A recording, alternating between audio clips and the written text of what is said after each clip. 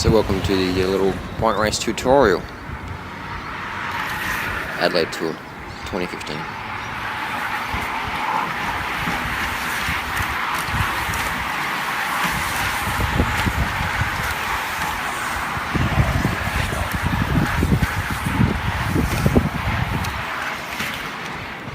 So one of the first things in bike racing, first rule is you have to be willing to crash.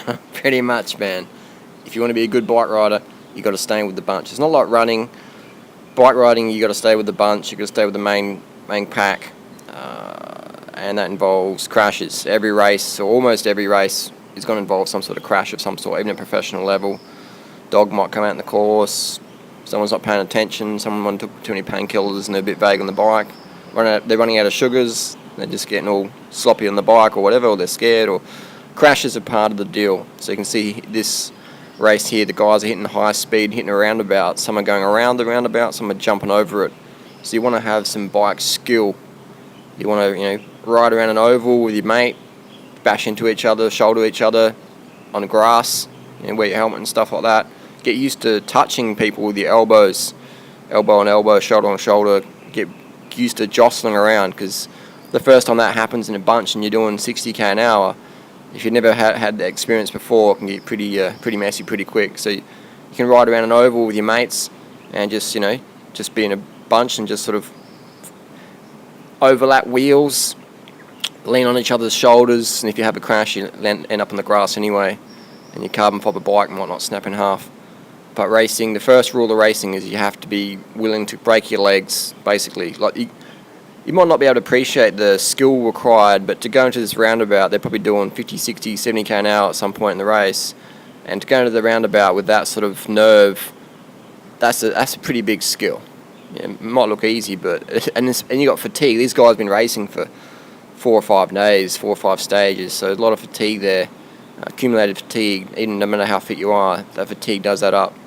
So it's just it's the hardest sport on the planet. Cycling is the hardest sport on the planet, the most dangerous sport on the planet as well, because these guys are just wearing like a millimetre of lycra and maybe a 200-gram little helmet. Shit gets real pretty quick in bike racing for not much reward, really. So you've got to be extremely fit, you've got to be extremely fearless to get anywhere. And another tip would be hydration. I think you've watched enough of my videos about hydration or carbohydrate intake, high carb for sure. This is what is fueled by your muscles, is water and sugars. So you're going to make sure you're eating at least 10 grams of carbs per kilo body weight per day, 10 grams of carbs per kilo body weight per day. So if you're a 60, 70 kilo rider, that's like 600-700 grams of carbohydrates per day.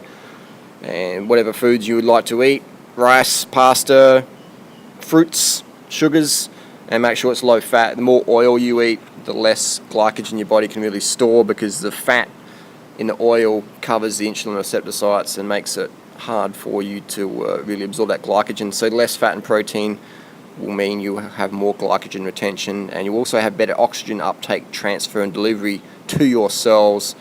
We know that high fat diets inhibit red blood cell function, and cycling, the power comes from your blood. Even if you're a weightlifter, the power comes from your blood. That's why if you take out some blood, donate blood or whatever, and then you go and try and ride 300 or 400 watts, you simply can't.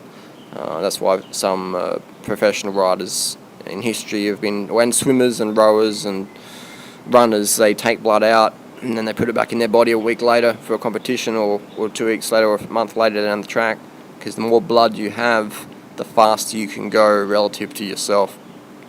So you want to look after your blood, maybe do some B12 injections, keep your B12 levels high regardless of your diet. So water, sugar, carbohydrates, get used to crashing. What else can we cover?